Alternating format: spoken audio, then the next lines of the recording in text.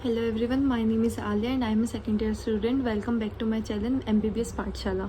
तो जैसे कि मैंने आपसे कहा था कि मैं एक एक टॉपिक सीवीएस का कंप्लीट करूंगी, तो आज मैं मायोकार्डियल इन्फार्क्शन, जो कि बहुत इंपॉर्टेंट टॉपिक है और इस पर 15 मार्क्स का क्वेश्चन पूछा ही जाता है, क्योंकि सीवीएस में सबसे ज़्यादा इंपॉर्टेंट जो 15 मार्क्स का क्वेश्चन आ सकता है वो मायोकार्डियल इन्फार्क्शन पे ही आ सकता है।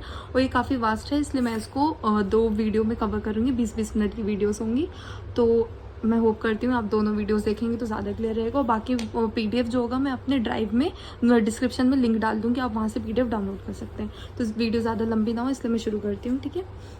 Describe myocardial infarction, morpho gross microscopy, pathogenesis, classification, complication, lab diagnosis. मैंने सारे अपने नोट्स में कवर किया और एग्जैक्टली आप ऐसे अपने एग्जाम में लिख के आएंगे तो आपको काफ़ी अच्छे मार्क्स मिल जाएंगे।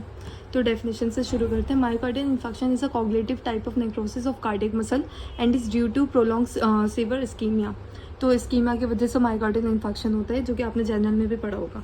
इथियोपैथोजेनेसिस जो होता है इसके दो वजह से होता है, या तो कोरोनरी ब्लड फ्लो जो होता है वो डिक्रीज हो चुका है, या तो मायोकार्डियल जो है उसका डिमांड इंक्रीज हो गया। तो ब्लड फ्लो डिक्रीज या तो डिमांड इंक्रीज।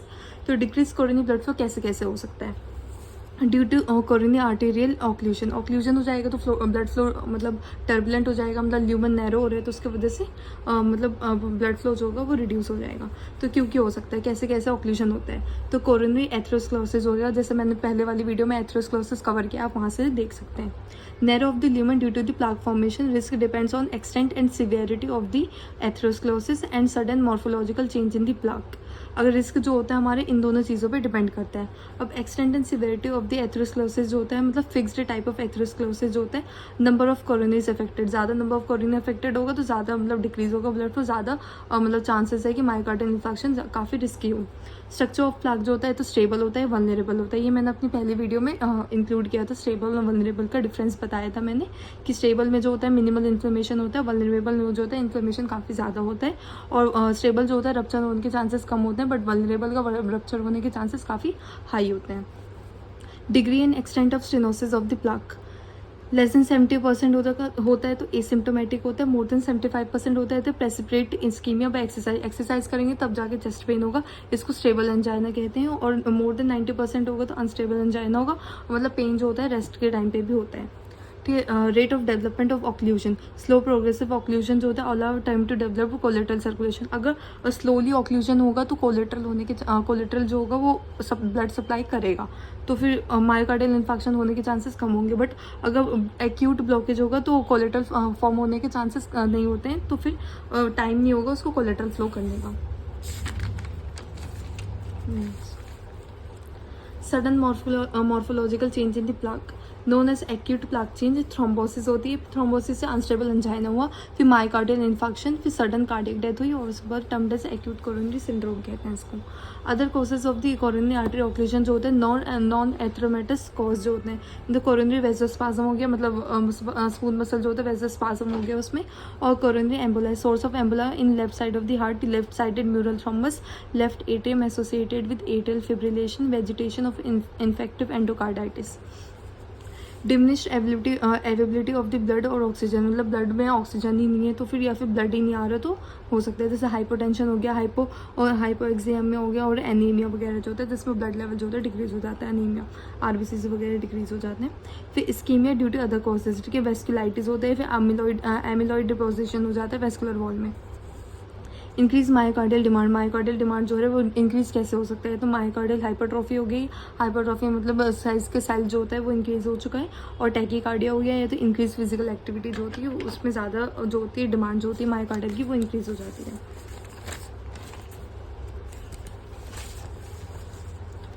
अब मैंने इसे डायग्राम के थ्रू दिखाया है। कोरोनरी एथेरोस्क्लेरोसिस, ये तो थ्रोम्बस हो गया, ये प्लाक हो गया, और फिक्स्ड एथेरोस्क्लेरोसिस मतलब दोनों तरफ प्लाक ऐसे प्रेजेंट है, तो ल्यूमन आप देख सकते हैं कि नैरो हो चुका है।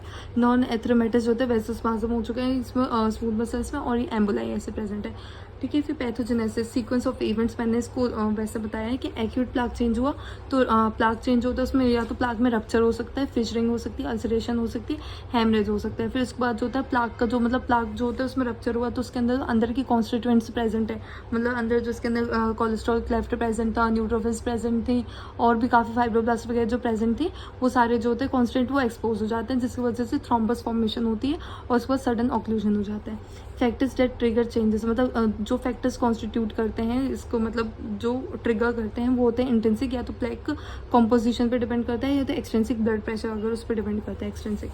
Formation of the microthrombi, acute plaque change होता है, एक्यूट प्लाक चेंज हो तो उसके अंदर जो कोलेजन है वो जो होता है उसका वो एक्सपोज हो गया, जिसकी वजह से प्लेटलेट जो होता है कोलेजन पे एडहेर हो जाता है, फिर प्लेटलेट एक्टिवेशन होता है, फिर एग्रीगेशन होता है, थ्रोम्बाई होता है, फिर ऑक्लूजन होता है। वेजोस्पाज्म ऑफ द वेजोस्पाज्म जो होता है किस किस वजह से होता है, तो प्लेटलेट की वजह से, एंडोथेलियल सेल और इन्फ्लेमेटरी सेल, ये तीनों सेल जो होते हैं हमारे रिलीज करते हैं मीडिएटर्स, तो इनके वजह से वेजोस्पाज्म होता है। और activation of the coagulation pathway होता है, ये होता है पैथोजेनेसिस, मोटा मोटी यही होता है, मतलब इतना ही है, सब में तो रिपीट ही हो रहा है सारी चीज़ें। Consequences of the myocardial ischaemia, मतलब क्या क्या होता है, रिवर्सिबल इंजरी हो सकती है और इरिवर्सिबल इंजरी हो सकती है। ठीक है, रिवर्सिबल इंजरी में क्या क्या आता है, रिवर्सिबल इंजरी में आता है biochemical changes, cessation of the aerobic glycolysis, decrease production of the ATP और accumulation of the toxic metabolites like lactic acid, और प्रोडक्शन एटीपी जो होता है वो रिड्यूस हो गया तो हमारा एनएरोबिक ग्लाइकोलिसिस होगा, एनएरोबिक ग्लाइकोलिसिस में लैक्टिक एसिड फॉर्मेशन होती है, तो इसलिए टॉक्सिक मेटाबॉलिज्म की एक्यूमुलेशन हो जाता है। फिर लॉस ऑफ कॉन्ट्रैक्टिलिटी जो होती है मायोकार्डियल की जो होती है कॉन्ट्रैक्टिलिटी पावर जो होती है वो लॉस हो जाती है, can precipitate acute heart failure जो होता है उससे हो सकता है। माइटोकॉन्ड्रियल स्वेलिंग हो जाती है, इसके अंदर ग्लाइकोजन डिप्लीशन हो जाता है। ठीक है, और इरिवर्सिबल इंजरी, इरिवर्सिबल इस्कीमिया जो अगर मोर देन 20 to 40 मिनट्स होगा तो इसमें इरिवर्सिबल इंजरी हो जाती है। बायोकेमिकल चेंजेस में क्या क्या दिखेगा, मायोकार्डियल सेल का नेक्रोसिस हो जाता है, ब्रेक डाउन ऑफ द सैक्रोलेमा जो मेम्ब्रेन होता है उसका जो होता है ब्रेक डाउन हो जाता है, और उसके बाद लीकेज हो जाती है प्रोटीन का, like myoglobin, LDH, CK, creatinine kinase हो गया और ट्रोपोनिन्स हो गए।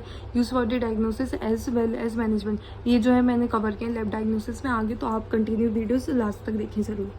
एरिथीमा होता है, फिर उसके बाद कोगुलेशन नेक्रोसिस होता है, कोगुलेटिव नेक्रोसिस होता है। कोगुलेटिव नेक्रोसिस क्या होता है, जिसका आउटलाइन जो होता है वो प्रिजर्व्ड होता है पर उसके अंदर जो कॉन्स्टिट्यूएंट्स होते हैं वो नहीं होते हैं।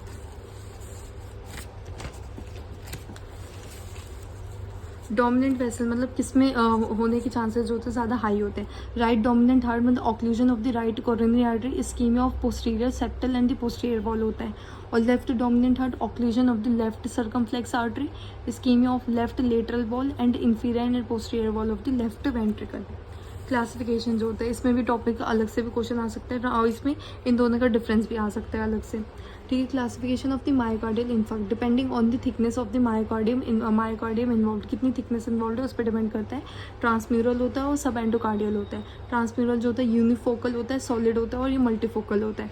ये कोरोनरी आर्टरी में होने के चांसेस ज़्यादा होते हैं, और ये सर्कमफेरेंशियल आर्टरी जो होती है लेफ्ट कोरोनरी आर्टरी के ब्रांच उसमें ज़्यादा होता है। थ्रोम्बस जो होता है इसके अंदर कॉमन होता है, इसमें रेयर होता है। ये जो होता है ऑफ्टन ये कॉज करता है शॉक को, और ये कॉज के वजह से होता है, ऑफ्टन रिजल्ट फ्रॉम शॉक और हाइपरटेंशन। पेरिकार्डाइटिस जो होता है इसके अंदर कॉमन होता है, इसके अंदर एब्सेंट होता है। कार्डियक एन्यूरिज्म जो होता है इसमें डेवलप हो जाता है और इसमें डज नॉट डेवलप। एन्यूरिज्म मैंने बताया था, जैसे कि डायलिटेशन जो होती है ऑफ वेसल वॉल वही होती है। एलिवेशन ऑफ द एस्ट्री सेगमेंट जो होता है उसका एलिवेशन हो जाता है, इसमें नॉन एस्ट्री एलिवेशन होता है। Necrosis of the entire thickness of the ventricle, इसमें एंटायर थिकनेस होता है, ट्रांसम्यूरल है जैसे इसका नाम। और necrosis of the inner 1/3 to half of ventricle wall, जिसमें सब एंडोकार्डियल में इन्वॉल्व होता है। ड्यू टू एथेरोस्क्लेरोसिस की वजह से होता है, ड्यू टू कोरोनरी थ्रोम्बस की वजह से होता है मोरली। ठीक है, depending on the age of infarct जो होता है ये तो फ्रेश होता है, ये तो ओल्ड होता है। Depending on the anatomic region involve जो होते हैं, और depending on the electrocardiographic changes की वजह से होते हैं। Depending on the electrocardiac changes जो होता है हमारे, एक तो स्टेमाई होता है और एन स्टेमाई होता है। एन स्टेमाई जो होता है एसटी एलिवेटेड होता है इसके अंदर, और नेगेटिव क्यू वेव होता है with loss of R wave होता है, और एन स्टेमाई जो होता है इसमें एसटी एलिवेटेड नहीं होता है। तो ये हमारे ABCD 4 टाइप के होंगे जिसमें क्लासिफिकेशन हुई है मायोकार्डियल इन्फार्क्शन में। अब यहाँ पैटर्न्स ऑफ इन्फार्क्शन लिख लेते हैं। पैटर्न्स ऑफ इन्फार्क्शन जो होते हैं ट्रांसम्यूरल इन्फार्क्ट और नॉन ट्रांसम्यूरल इन्फार्क्ट होता है। परमानेंट ऑक्लूजन जो होती है इसके अंदर लेफ्ट एंटीरियर डिसेंडिंग आर्टरी किसकी ब्रांच है, लेफ्ट कोरोनरी आर्टरी की branch, left circumflex left coronary artery की ब्रांच, और posterior descending right coronary artery की ब्रांच। जैसे कि 1 वाला हम देख सकते हैं यहाँ पे 1 वाले लेफ्ट एंटीरियर डिसेंडिंग आर्टरी यहाँ पे हो गया तो यहाँ पे इन्फेक्शन हो रही है। सेकंड वाले देख सकते हैं लेफ्ट सर्कमफ्लेक्स यहाँ पर हो तो यहाँ पे इन्फेक्शन हो गया इसका, और पोस्टीरियर डिसेंडिंग यहाँ पे ऊपर इन्फेक्शन हो गया। फिर जो आता है नॉन ट्रांसम्यूरल इन्फार्क्ट, इसमें जो होता है पार्शियल ऑब्स्ट्रक्शन, ये जो होता है हमारे यहाँ पे लेफ्ट एंटीरियर डिसेंडिंग आर्टरी है, उसका जो है पार्शियल वो ऑब्स्ट्रक्शन हो गया, तो यहाँ पे रीजनल सब एंडोकार्डियल इन्फार्क्ट हो गया यहाँ पे रीजनल। और यहाँ पे ग्लोबल हाइपरटेंशन की वजह से जो होता है यहाँ पे सर्कमफ्रेंशियल, मतलब ऐसे देखिए हम यहाँ पे सर्कमफ्रेंशियल सब एंडोकार्डियल इन्फार्क्ट हो गया है। और यहाँ पे माइक्रो इन्फार्क्ट हो गया, यहाँ पे स्मॉल जो है वेसल का ऑक्लूजन हो गया है। तो ये हमारे ट्रांसम्यूरल इन्फार्क्ट। तो मैं वीडियो पैटर्न ऑफ इन्फार्क्शन तक ही रहने देती हूँ, क्योंकि दूसरे वीडियो में मैं मॉर्फोलॉजी और लैब डायग्नोसिस कवर करूँगी, जो इसका मायोकार्डियल इन्फार्क्शन का सेकंड पार्ट होगा। आप उसको ज़रूर देखें, क्योंकि दोनों वीडियो देखेंगे जब भी आपको दोनों को आंसर मिलेगा, मायोकार्डियल इन्फार्क्शन कंप्लीट होगा। और पैटर्न वीडियो में इतनी लंबी करना नहीं चाह रही हूँ, क्योंकि आपको देखने में भी मज़ा नहीं आएगा, मुझे बनाने में और डालने में भी मज़ा नहीं आएगा। बाकी जो है मायोकार्डियल इन्फार्क्शन काफ़ी इंपॉर्टेंट है, जैसे कि आप सबको पता ही होगा, आपके स्कूल में आपके कॉलेजेस में बताया होगा टीचर्स ने आपको भी। तो जैसे कि आपको अगर वीडियो पसंद आए तो लाइक करें प्लीज़, शेयर करें और सब्सक्राइब करें। जेन्युइनली पसंद आए तो प्लीज़ लाइक कर दें और शेयर कर दें और सब्सक्राइब कर दें। और इसका जो मैंने PDF जो है उसको इसके जो है PDF की लिंक जो है मैंने डिस्क्रिप्शन में डाल रखी है, आप वहाँ से डाउनलोड कर सकते हैं। और अगर आपको कोई फीडबैक देना है कि वीडियो कैसी है कैसी नहीं है, कुछ ऐड करवाना है, कुछ निकालना है, तो आप मेरे को प्लीज़ फीडबैक दे सकते हैं आप कमेंट के थ्रू। और आप सेकंड ईयर आपका कैसे जा रहा है, मैं भी सेकंड ईयर में हूँ, आपको जैसे पता ही, मैंने बताया हर बार, हमेशा बताती हूँ हर वीडियो से पहले। तो आपका सेकंड ईयर कैसे जा रहा है, जैसे मेरे जा रहे हैं, तो प्लीज़ आप अपनी थाट्स जो है सेकंड ईयर के शेयर करें। Thank you, bye bye.